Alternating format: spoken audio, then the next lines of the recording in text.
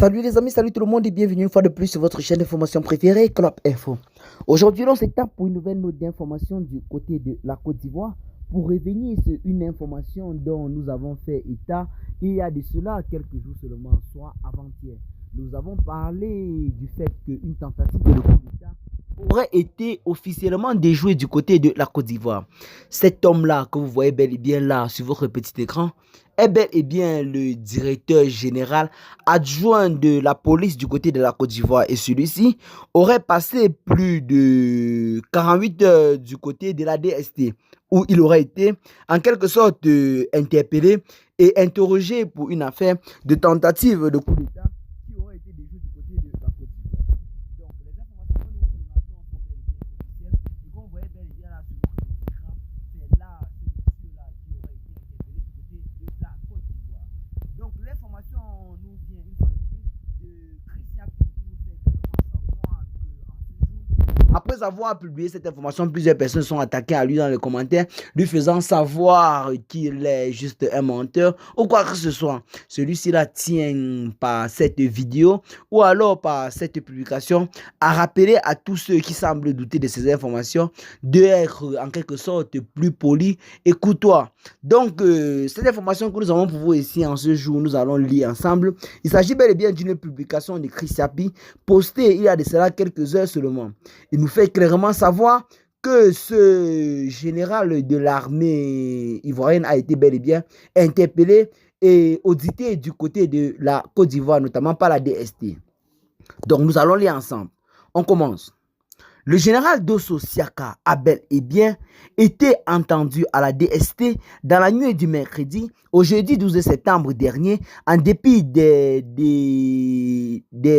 dénégations des moutons du RHDP. Le général Dosso Siaka, directeur général adjoint de la police nationale, a bel et bien été entendu à la DST. Je dis et je le redis. Il a été convoqué et interrogé dans le cadre d'une enquête relative à un projet de coup d'État en Côte d'Ivoire. Cette information est authentique. J'insiste et je persiste. Il a été entendu et il y a de cela 36 heures. Certaines personnes ne lisent pas ou ne savent pas lire le français. J'ai bien écrit qu'il a été convoqué et mis en observation. Évidemment, ce que les gens savent le moins, c'est que dans une république, surtout dans l'armée, quand un officier général d'une telle importance doit être entendu, on ne le met pas directement aux arrêts pour ne pas créer des troubles dans les troupes. D'ailleurs, pour un officier général, on parle souvent d'arrêt forteresse. Qu'est-ce que ça signifie, arrêt forteresse? Un arrêt forteresse est une peine disciplinaire qui était utilisée par l'armée, principalement dans les armées européennes comme l'armée française, par exemple pour punir les officiers ou les sous-officiers. Cette peine consistait à placer l'officier condamné en résidence surveillée dans une forteresse ou une caserne, sans toutefois le mettre en prison. L'officier ou le sous-officier puni devait rester dans un lieu désigné forteresse pendant une période déterminée et n'était pas autorisé à quitter cet endroit. Cependant, il conservait certains privilèges par rapport à un emprisonnement classique, tel que le maintien d'une partie de ses libertés et le droit de continuer à recevoir des visiteurs. L'idée derrière cette punition était de sanctionner des manquements au règlement ou des fautes sans pour autant infliger une punition trop sévère comme l'emprisonnement ordinaire qui aurait pu être considéré comme déshonorant pour un officier. Dans notre pays, cela a été vrai à l'époque pour le général Robert Guei et cela est vrai pour plusieurs officiers généraux de notre armée aujourd'hui. Je vois certains moutons du RHDP en train de soupçonner de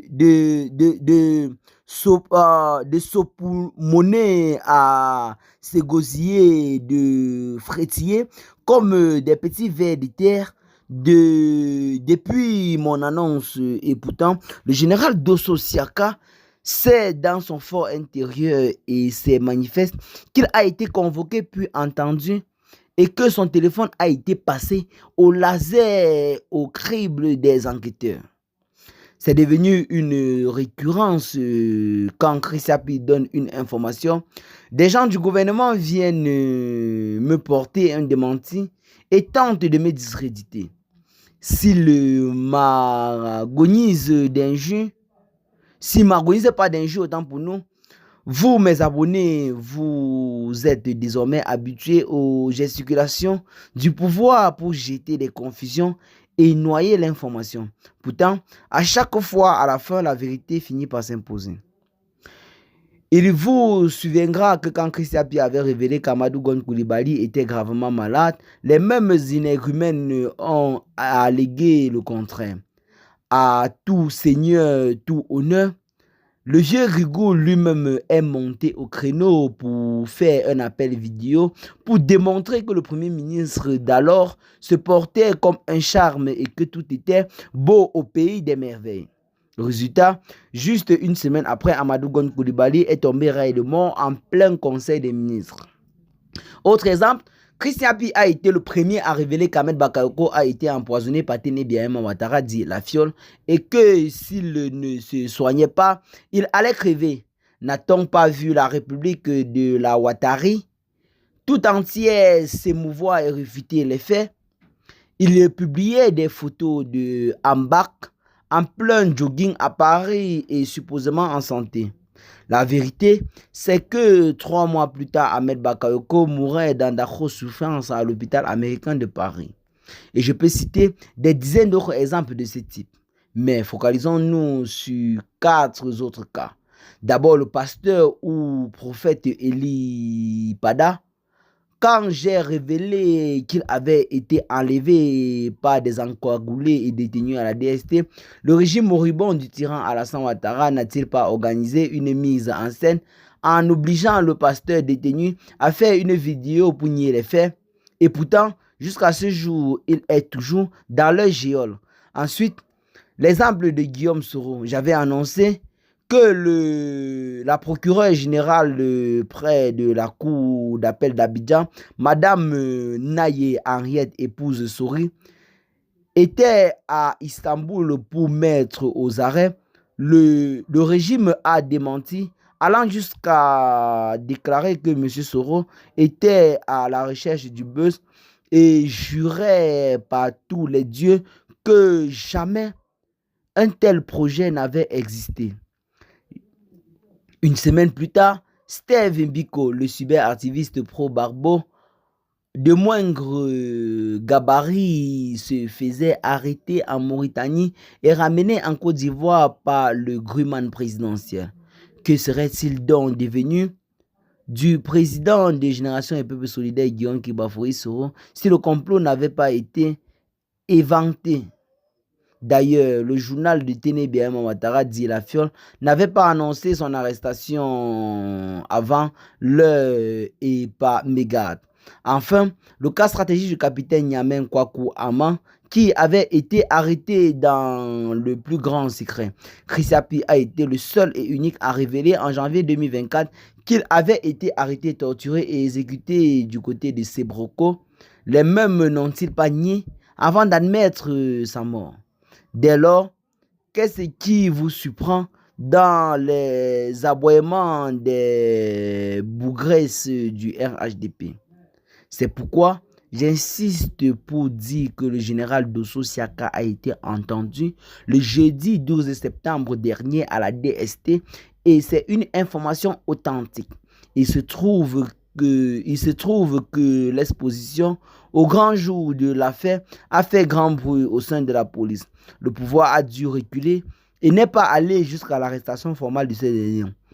Ne soyez donc point surpris qu'à cause des écrits de Chris Appi, le régime le livre à une publicité particulière en le montrant autant pour nous dans ses bureaux. Il sera même coqueluche des médias du RHDP qui lui voueront un amour sans borne. Mais ces simagrées ne doivent tromper personne. Il y a anguille sous roche. La vérité est têtue. Et la vérité, c'est que l'armée de Côte d'Ivoire est traversée par un vent mauvais. Que Dieu protège. Christian Pi ne ment pas. Eh bien, les amis, je crois que c'est ici que l'on doit se séparer pour ce qui est de cette petite note d'information. Donc, vous allez juste, en quelque sorte, pardonner peut-être pour la lecture qui ne semble pas être très cohérente. C'est parce que Christian Pi utilise des mots trop durs pour qualifier en quelque sorte la situation. Donc, partagez massivement la vidéo, vous allez se retrouver intéressante. Abonnez-vous à la chaîne si ce n'est pas encore fait.